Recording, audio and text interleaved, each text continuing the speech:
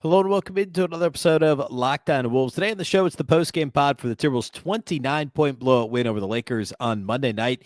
We'll talk about the swarming Timberwolves defense. This is like the second or third time we can say that after a Wolves game this year through 20 games. The defense was incredible. The offensive attack was balanced. The Wolves got out in transition. They made three-pointers. It was really a well-rounded, impressive performance. Going to break it all down on the show today. Welcome in. You are Locked On Wolves.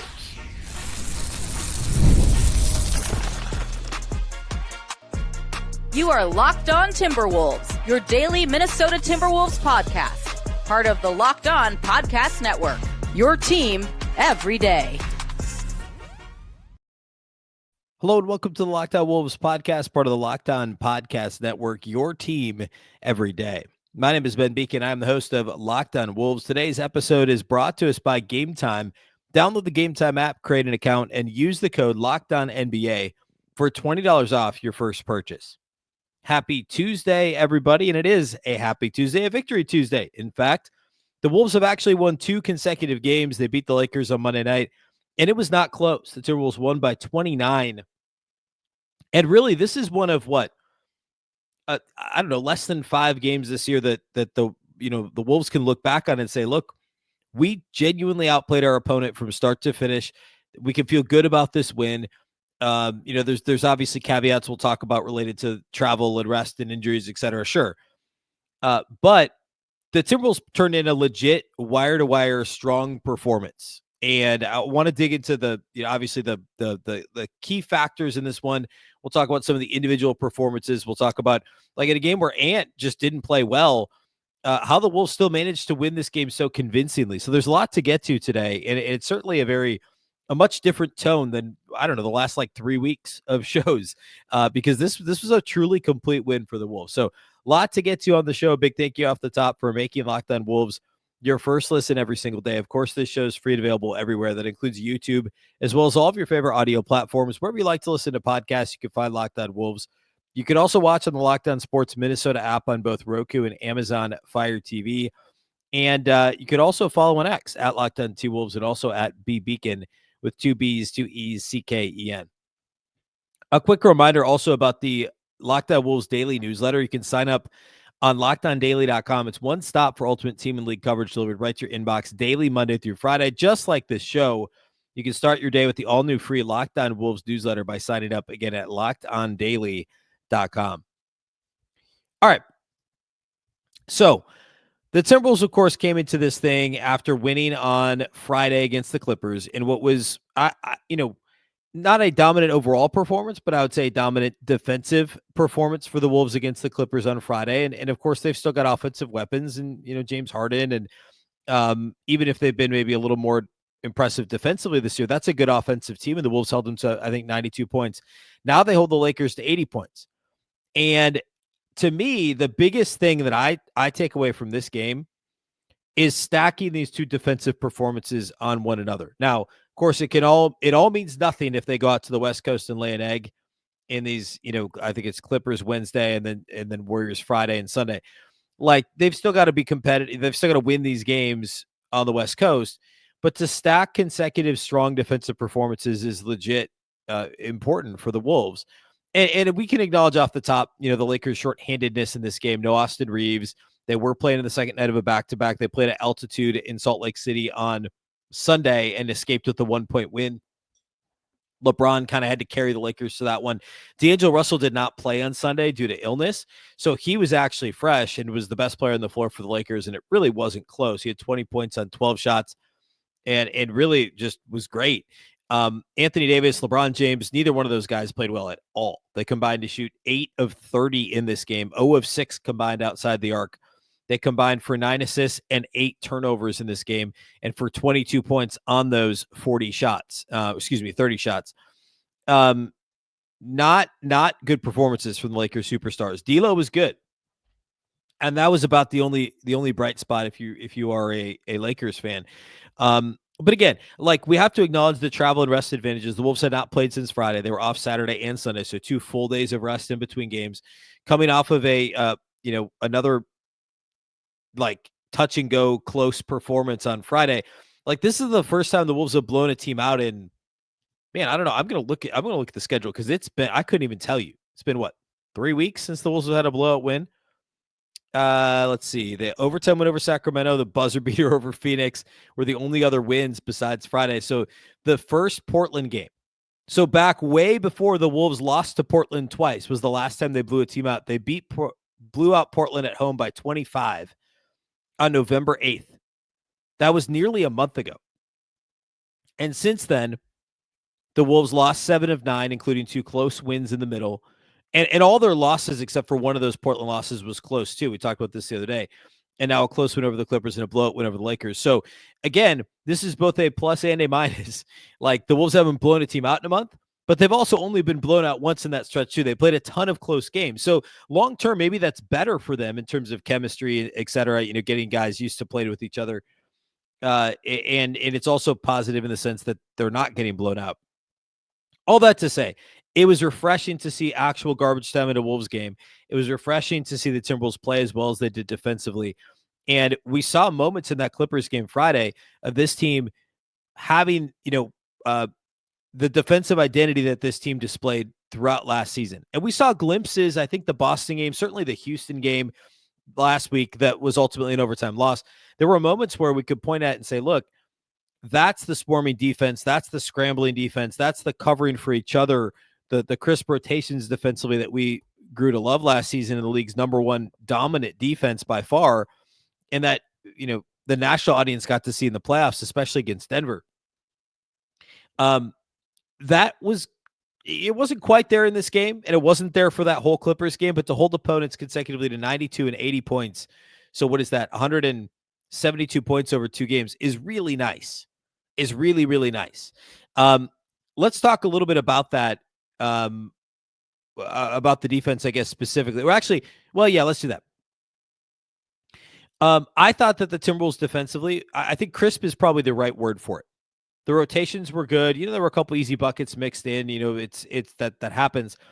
But for the most part, like the Wolves started the game with Rudy Gobert mostly guarding Anthony Davis. And Anthony Davis, was a monster in the opening night game against the Wolves, had 30 plus, dominated the Wolves. Rudy did not have a good game. Randle did not have a good game in the opening night game.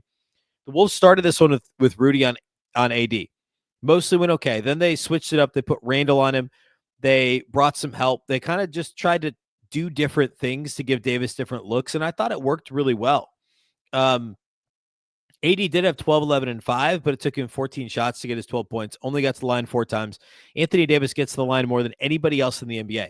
And clearly he felt like he should have gotten to the line, a billion times in this game too. It was the level of complaining for calls was impressive from Anthony Davis in this game. But the Wolves were physical with him, and appropriately so. Like I talked about this on Monday's show. The Lakers are number 1 in the league once again in free throw rate. They only shot 14 free throws in this game. The Wolves shot 15. And part of that was the Lakers kind of packed it in pretty quickly. They were not interested in a battle in this game, and they weren't exactly going to the basket and trying to get foul calls legitimately. So that helped.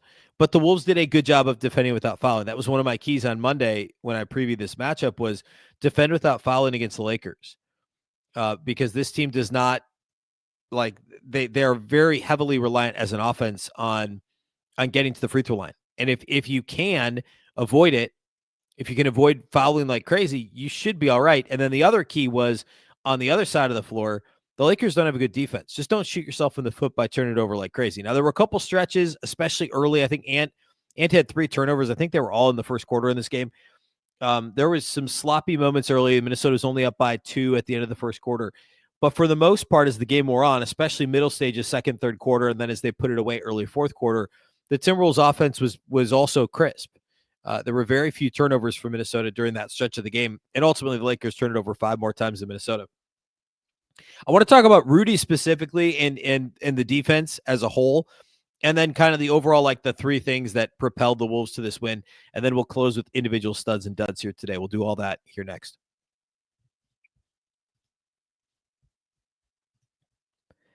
Today's episode of Locked On Wolves is brought to us by our friends at PrizePicks. The show is sponsored by PrizePicks. Of course, PrizePicks is the best place to get real money sports action with over 10 million members and billions of dollars in award winnings awarded winnings, PrizePicks has made daily fantasy sports accessible to all.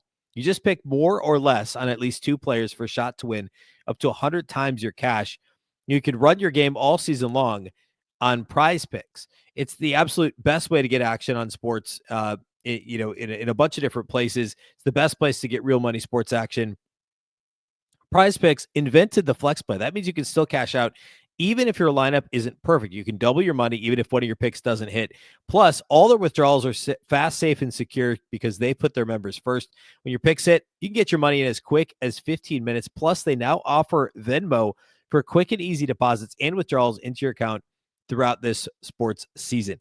Download the app today. Use code LOCKDOWNNBA to get $50 instantly after you play your first $5 lineup. Like, for instance, you could look at the Wolves game on Wednesday night against the Clippers. You could say James Harden will have James Harden will have less than 21 points, and Anthony Edwards will have more than 25 points, right? Like, if those are the numbers, you could pick something like that as part of your PrizePicks play on Wednesday. Again, download the app today. Use the code LOCKDOWNNBA to get $50 instantly after you play your first $5 lineup. Again, code LOCKDOWNNBA to get $50 instantly after playing your first $5 lineup. PrizePicks, run your game.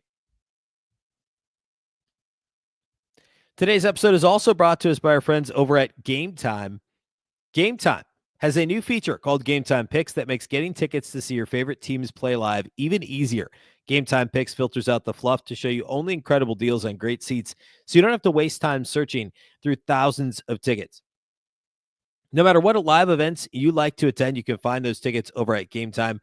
GameTime Picks curation makes it easier to save more on sports, concerts, comedy, theater, and more. I love attending all of the above. Of course, sports, but also concerts, all kinds of different concerts. Comedy, I like going to theater shows with my wife. When you buy your tickets on GameTime, you can toggle on the all-in pricing feature to allow you to see your total up front with no surprise fees at checkout. Plus, their seat views on GameTime allow you to see a panoramic view from your seat in the app before you buy. Take the guesswork out of buying tickets with GameTime Picks. Download the GameTime app, create an account, and use the code LOCKDOWNNBA for $20 off your first purchase. Terms apply. Again, create an account, redeem the code LOCKDOWNNBA. That's LOCKEDONNBA for $20 off. Download GameTime today. What time is it? Game time.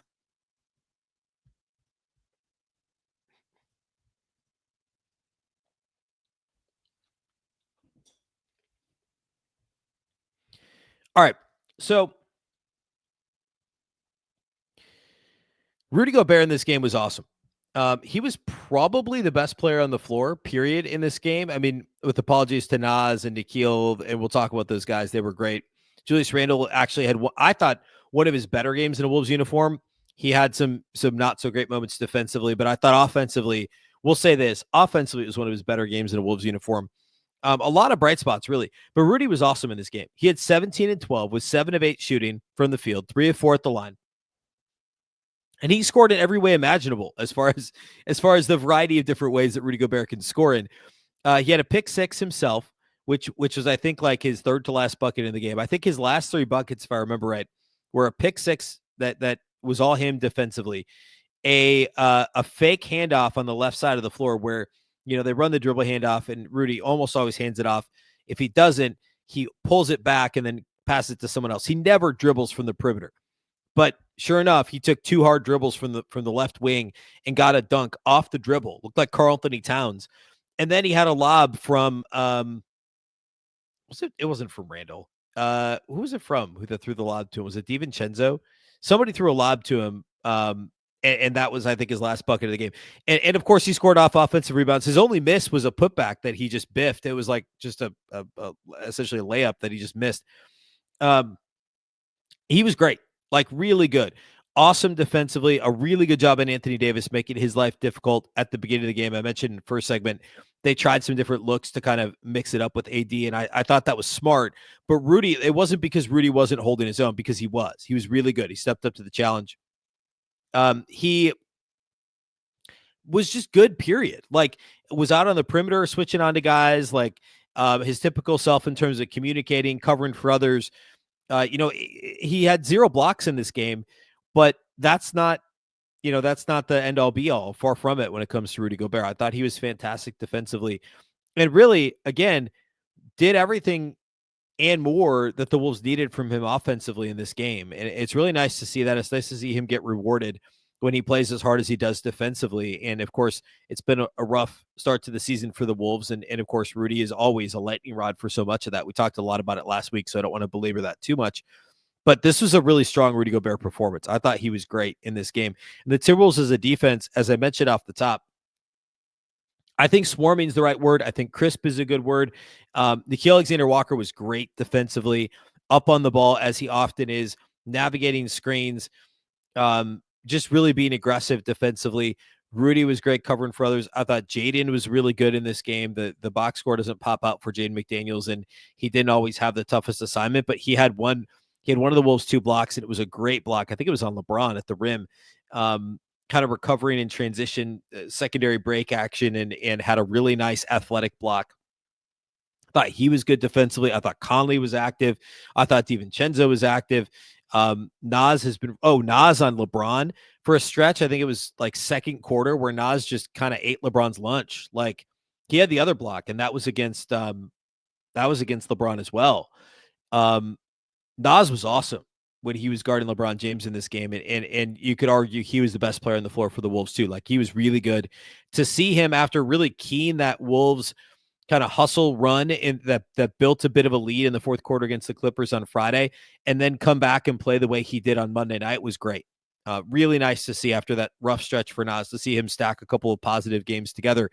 And turns out so have the Wolves, and Naz is a massive reason for that. He was really, really good.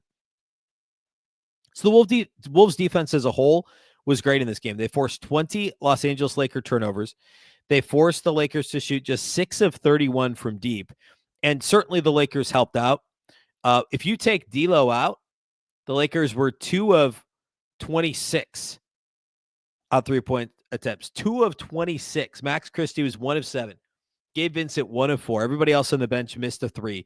Anthony Davis, 0 of 2. LeBron, 0 of 4, including a couple of air balls. Dalton Knecht, who's a great 3-point shooter, 0 of 5 on threes in this game. So there certainly was some flukiness to it.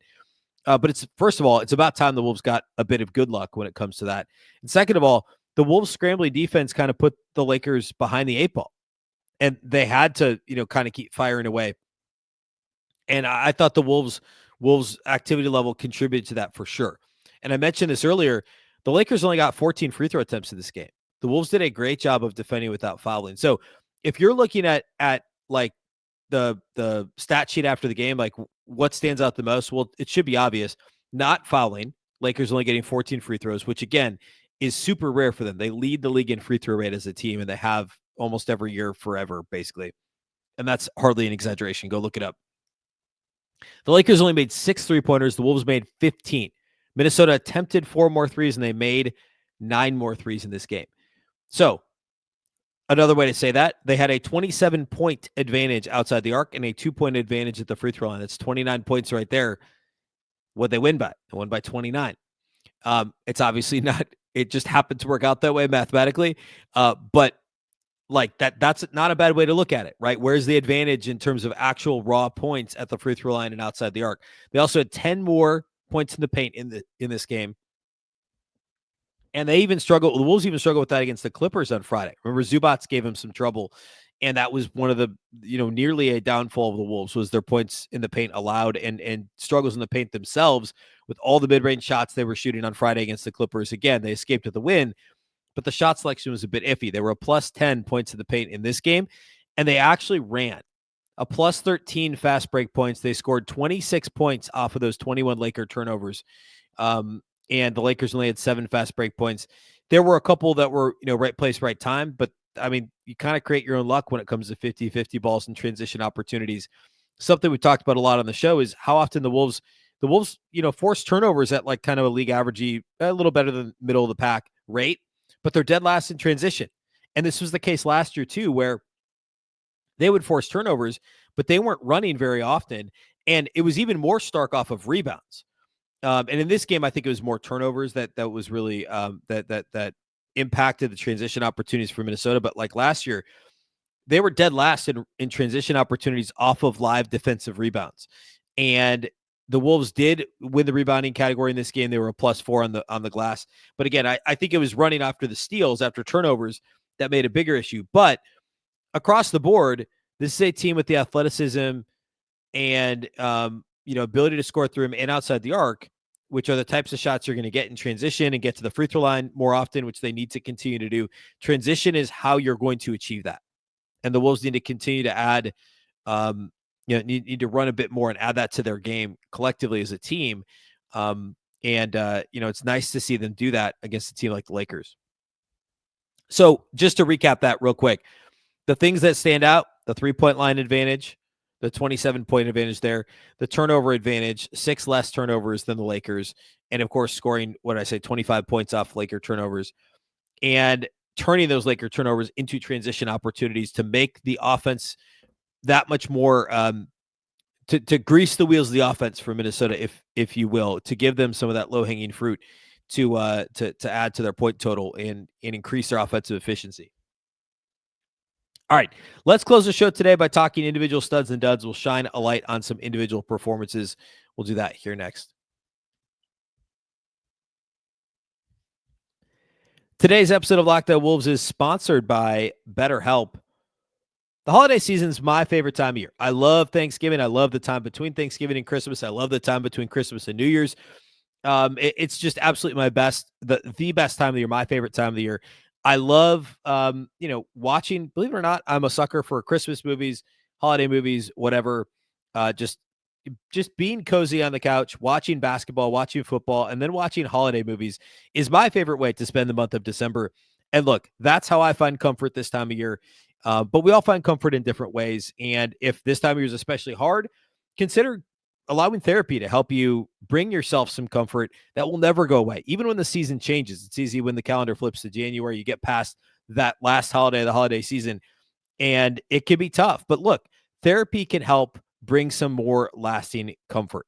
If you're thinking of starting therapy, consider giving BetterHelp a try. It's entirely online. It's designed to be convenient, flexible, and suited to your schedule. Just fill out a brief questionnaire to get matched with a licensed therapist and switch therapists at any time for no additional charge. Find comfort this December with BetterHelp. Visit BetterHelp.com/LockedOnNBA to get 10% off your first month. That's BetterHelp, HELP.com/LockedOnNBA.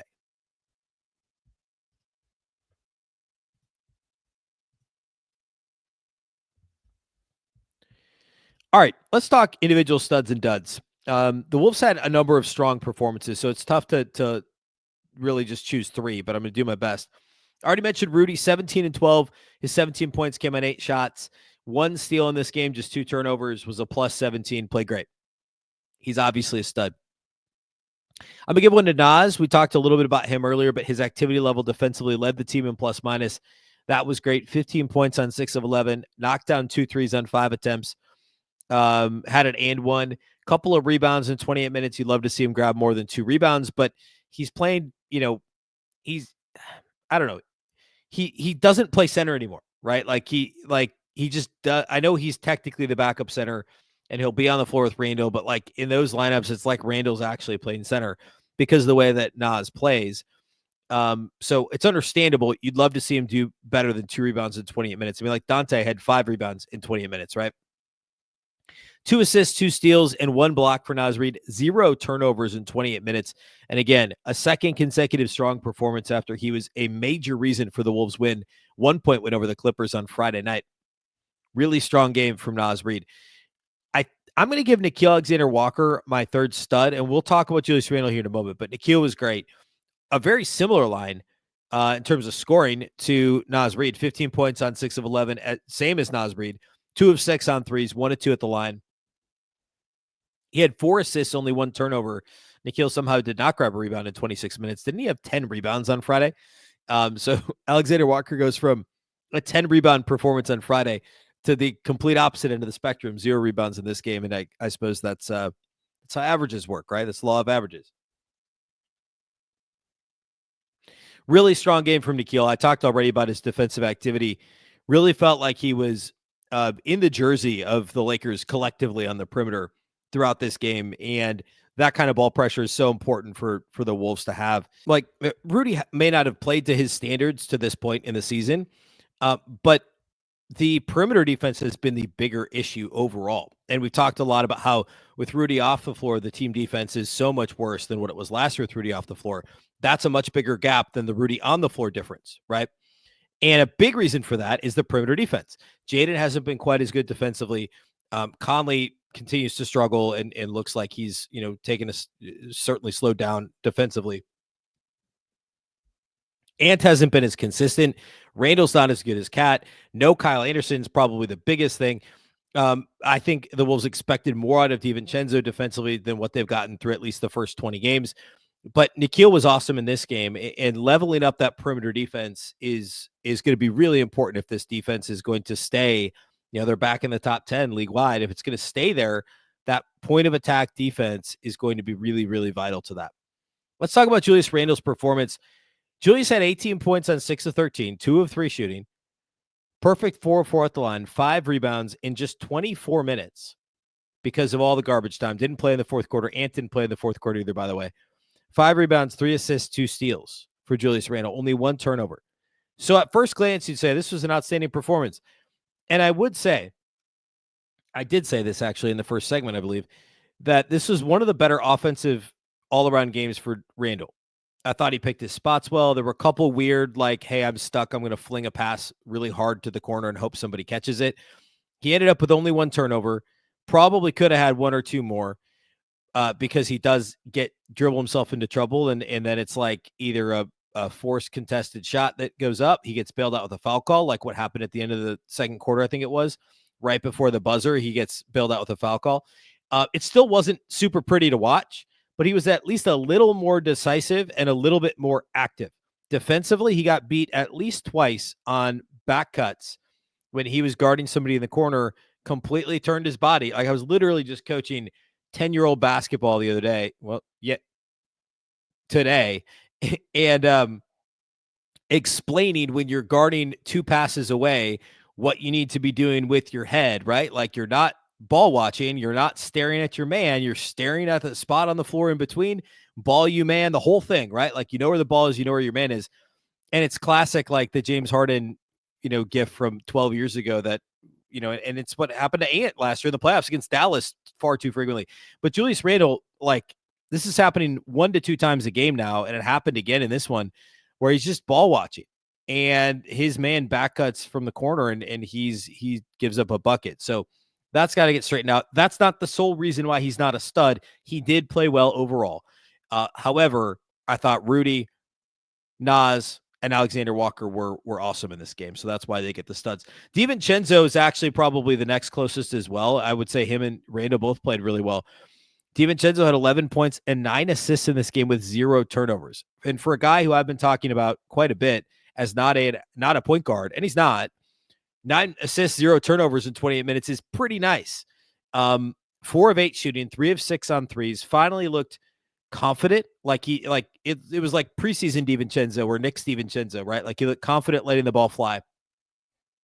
And also really smart passes in transition, headmanning the basketball, getting easy buckets for Randle, Alexander-Walker, and really smart decisions in transition.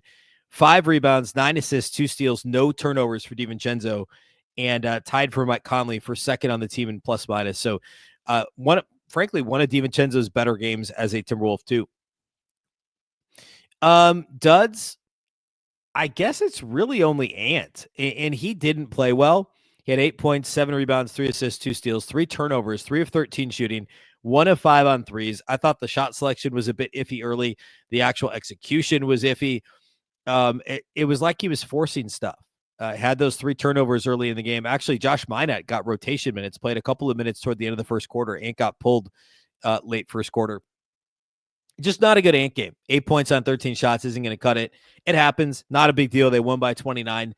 But certainly one of his worst games of the season, if not his worst game of the season. Garbage time, of course, Terrence Shannon knocked down a 3, had the massive left-handed dunk. That was legit, like explosive athleticism. He's going to throw down on people. Like he's a high volume 3-point shooter. He's going to be a terror in transition when he plays. So of course, Rob Dillingham, I should mention, was out, sprained his ankle apparently in shoot around on Monday. So he was questionable, ended up not playing in the game. But TJ Shannon looked great. Minot, good to see him get rotation minutes. So, hopefully we see more garbage time, and hopefully Minot especially gets an opportunity to play non-garbage time minutes here on this road trip, perhaps. All right, that's all I have for you today here on the show. A big thank you for making Locked On Wolves your favorite, your first, hopefully also your favorite, but your first listen every single day. Of course, this show is free and available everywhere. That includes YouTube as well as all of your favorite audio platforms. Wherever you like to listen to podcasts, you can find Locked On Wolves. You can also watch on the Locked On Sports Minnesota app on Roku and Amazon Fire TV, and you can follow on X at Locked On T-Wolves and also at Beecken with 2 B's, 2 E's, CKEN. A reminder about the newsletter. You can sign up at LockedOnDaily.com. You'll start your day with the all-new free Locked On Wolves newsletter. You get it every day, Monday through Friday. So please sign up over at LockedOnDaily.com. That's all we got for you today. I'll be back tomorrow with the Wednesday show. Of course, the Locked On Wolves podcast is part of the Locked On Podcast Network. Remember, the Locked On Network is your local experts on all the biggest stories. Once again, I'm Ben Beecken. This is the Locked On Wolves podcast, and we'll catch you next time.